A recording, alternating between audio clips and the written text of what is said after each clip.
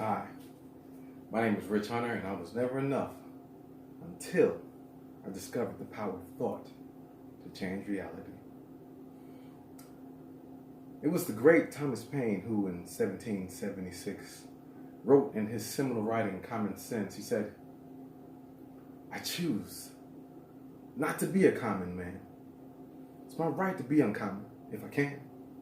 I seek opportunity, not security. I do not wish to be a kept citizen, humbled and dulled by having the state look after me. I want to take the calculated risk, to dream and to build, to fail and to succeed. I prefer the challenges of life to the guaranteed existence, the thrill of fulfillment to the stale calm of utopia. So I will never cower before any master, nor bend to any threat. It's my heritage to stand erect, proud and unafraid, to face the world boldly and say, this, with the help of God, I have done."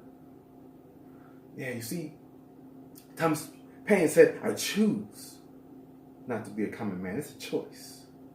It's a choice. It's a decision. And it's a thought. It's a thought that influences and changes the reality of who he is.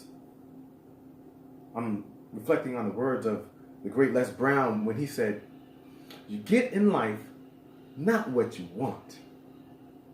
You get who you are." That's why one of my favorite books says, "As a man thinketh in his heart, so is he."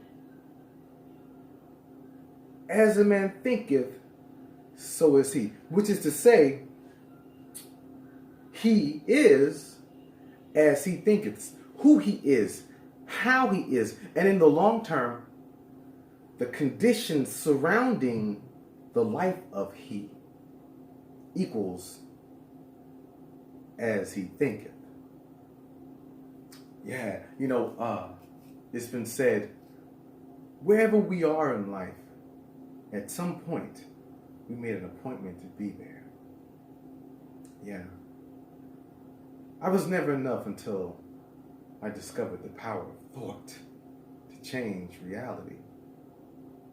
Yeah. So what is a thought? What is a thought? Is it merely a biological function or a neurological function, or is it a deeper spiritual function? Is it merely dendrites and axons and electrical impulses, or is there something more to it? And from whom or what does the thought originate? Deep. Thought, and I'm going to tell you what, buckle up, hold on tight. It's about to be a bumpy ride. Thought emanates from that conscious, sentient energy that we call I. I am, I like, I'm going to, the real I. So let me pause and let's just deal with this pivotal point that we've got to understand if we are to grasp the power of thought. So, you are not your body. I'm sorry.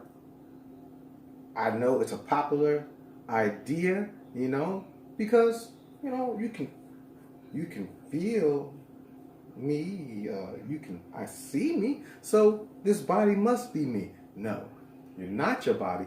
Your body is merely that vehicle by which we traverse the planet. It's the vehicle by which we experience a physical existence. But you're not your body. The I is not my body. The I is, once again, that thing that animates the body. It is aware. That conscious sentient energy has its own will, and it uses thought acting on the mind to see its will carried out into physical existence. That is thought. That thought has command power, and it has attracting power, and it is the catalyst. It is a catalyst in the movement and the motion in situations, in conditions, in realities. Yeah. The power of thought. I was never enough until I discovered the power of thought to change reality. You know, the eye is potentially a tremendous source of power. And thought emanating from that eye is as powerful. But we must learn, we must exercise that thought. So I want to give you a couple of things that, we can begin to do to begin exercising the power of thought that we have. One thing that we must begin to do is we must acquire the ability to decide a thing and have that thing be true. Because I said, do you understand? Decide and it be true because I said that. 3 interesting things about a decision. Did you know that the root word of decide is a Latin term? It's a Latin word, caedere. Caedere, it means to kill. And I think that's so interesting because, when we have words like pesticide and insecticide, right? So we're talking about killing some weeds, or insecticide, we're talking about finally getting rid of them roaches, right? Talking about where I'm from. All right, so, but what are we killing when we decide? When we decide, we're killing, we're annihilating, destroying any other possible outcome besides that which we have willed.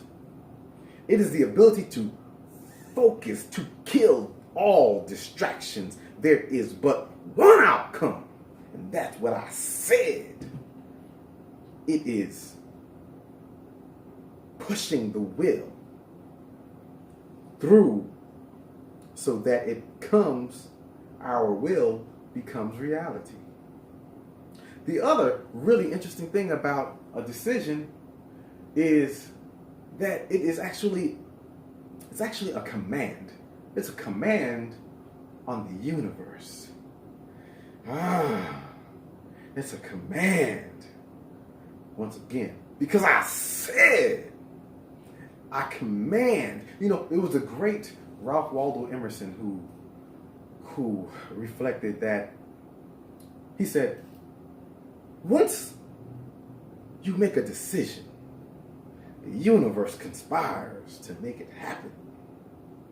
A decision is a command on the universe, and it's a command power that we don't use often enough. So let's begin to use that command power, right? The ability to command a thing and have it be true. Now, the last thing that I think is really interesting about a decision is that at the point of decision, how is none of your business. It is none of your concern. The how will reveal itself when it's appropriate, when it's time. But at the point of decision, we are deciding what's going to happen. So we got to begin to acquire the ability to decide a thing and have that thing be true. Another thing that we really need to do to begin to exercise the power that we have, the power of thought, is to begin to saturate our mind with positive messages. So interesting. In a world where everything, there are so many negative inputs contrary to our purposes, right? It's important that we saturate our mind. If you are what we eat, it's been said, you are what you eat. Well, what are you eating up here? What are you eating? All right? What are you feeding? Are we feeding ourselves the proper nutrients so that we fortify ourselves against what is coming in, the negativity? What are you eating? Are you eating an inordinate amount of Housewives of Atlanta? Basketball. I mean, we like what we like, but what are we feeding ourselves? And I suggest that we saturate our minds early in the morning so that we begin to set the spirit and the tone of our day, right? Fortify ourselves in the beginning so that we have what we need to sustain ourselves throughout the day. The next thing I think is really important that we begin to do in order to exercise the power of thought is that I think that it's so important that we begin to exercise forgiveness and grant ourselves beingness. Well, what do I mean by that? Forgiveness is such a powerful tool because when we forgive, we let go of baggage. We let go of things that we're holding on to that prevent us from being able to fully focus our abilities on the task at hand. Have you ever been, coming to the house with a handful of bags of groceries and you're trying to balance the groceries and get the key in the door and you're doing neither one of those very well. You're dropping stuff and you can't get the key. You're fumbling, right? But if you set the bags down, take those keys and just open the door, right? That's what forgiveness does for us.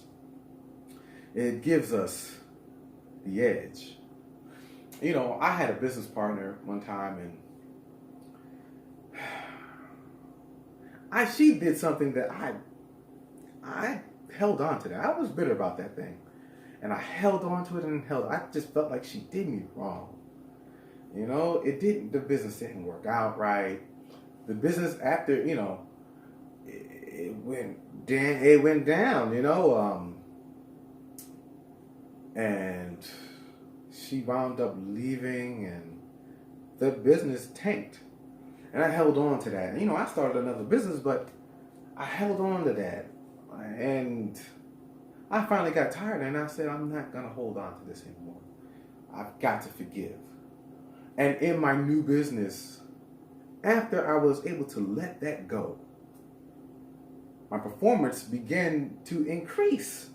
I began to be able to be more proficient and efficient at my tasks. Forgiveness. We've got to learn how to forgive. I think we should exercise forgiveness and grant ourselves beingness, the awareness and acceptance of who we are, our great selves. Grant yourself beingness and exercise forgiveness. And that will begin to help us to expand the power of thought so that we can focus, so that we can decide, so that we can fortify ourselves with greatness, fortify ourselves and our thoughts with power, and expand our ability to perform, right? To call into existence the things that we will, right? So I want to leave you with this. It was the great German philosopher Johann Wolfgang von Goethe who said, look at a man for the way that he is and he only becomes worse. But look at a man as if he were what he could be and he becomes what he should be. You were made in the image and after the likeness of the originator of the universe. Grant yourself and accept and allow yourself to be your great and powerful self. My name is Rich Hunter, and I was never enough until I discovered the power of thought to change reality.